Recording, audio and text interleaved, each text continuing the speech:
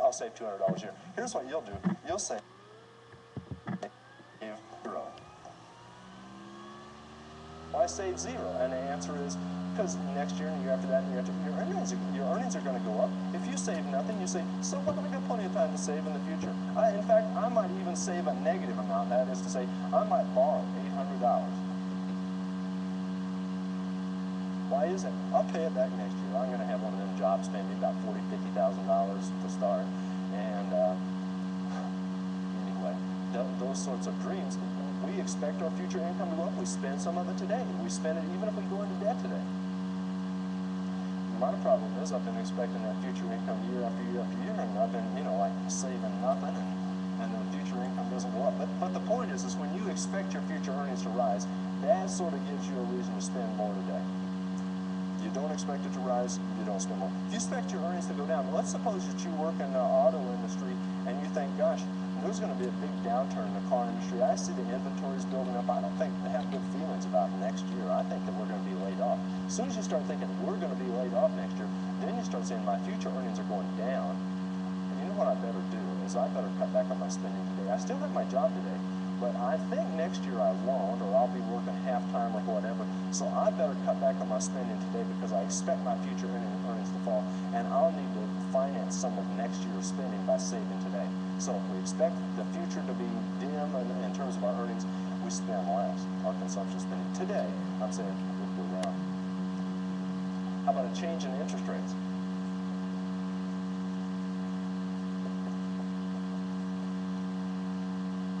Big ticket items, and we've called these durable goods before, such as TV sets, refrigerators, cars. When we start talking about durable goods, we typically will buy those on time. Buy durables on time. Let's say credit. And pay interest.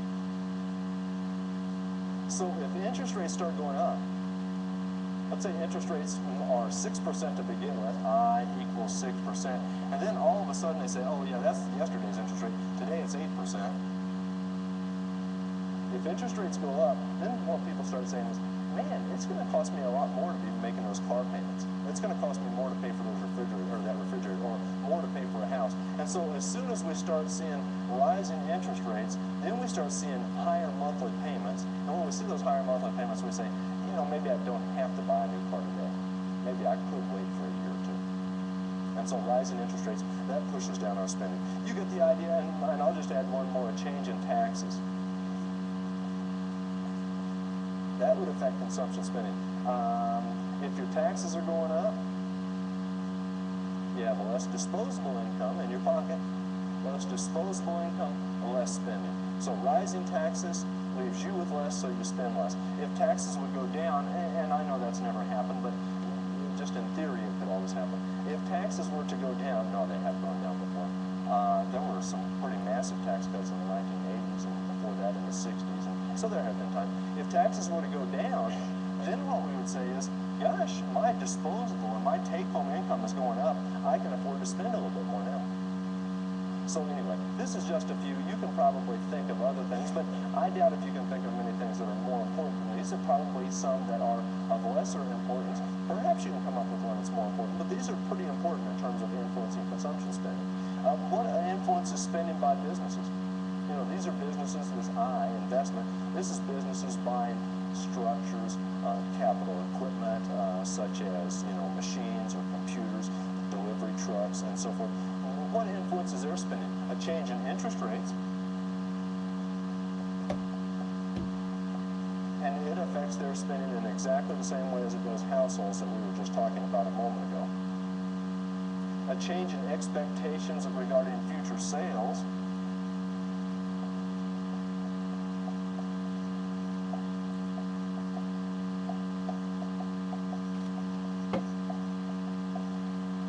by that. Suppose that you're a business manager and you start seeing, gosh, I don't know, it's kind of weird, isn't it? There's more customers coming to the door each day. I hadn't really thought about that, but now that I stop and reflect, we're just having more customers than normal, and they seem to be spending a little bit more than normal. And you start thinking this, and you start thinking, next next year is going to be, I mean, the rest of this year is going to be fine, and next year is going to be fine too. I see sales picking up really strong. You're thinking this. Then what do? Then what you start saying is, you know what we better do is we better manage our business in such a way as to be able to supply this growing demand. There's a surge in demand for our product. What are we going to do about it? And the answer is go out and hire more workers, get some more equipment, maybe add on to the building or rent some building space and so forth. So as soon as we have these expectations of the business is growing or business expanding, we start spending more for capital goods. We start investing more. 3, change in business taxes.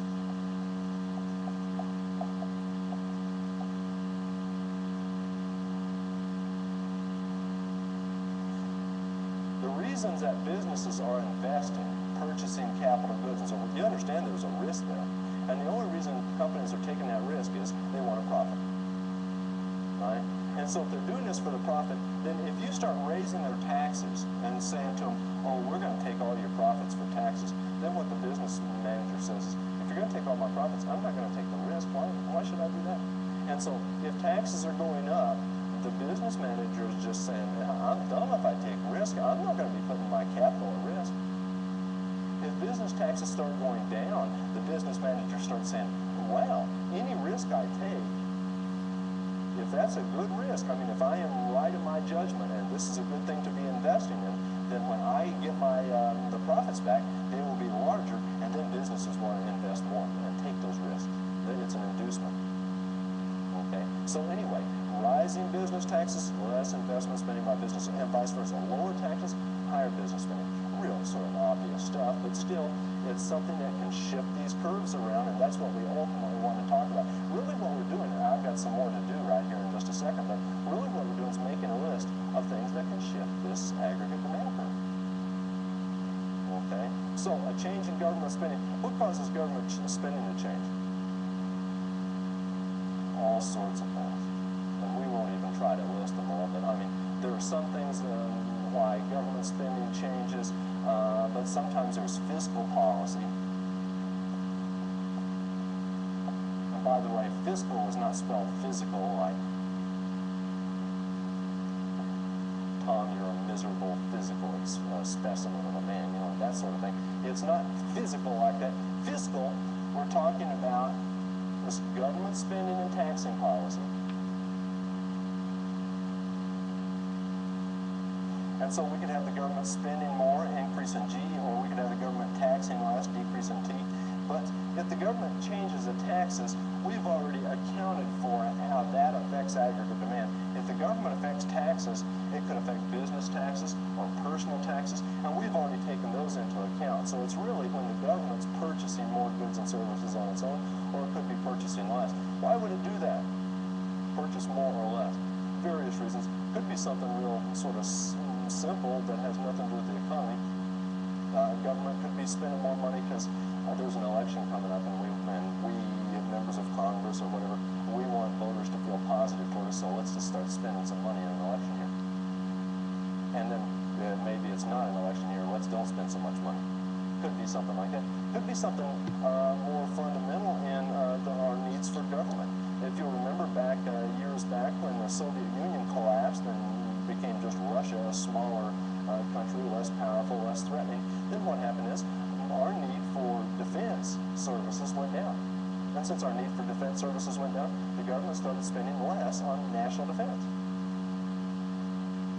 During a period when the economy is strong, fewer people are unemployed, fewer people are asking for unemployment compensation, fewer people are asking for food stamps, and so forth. And so a strong economy, less government spending. But if we have a recession and there's a lot of unemployed people, government has to step in and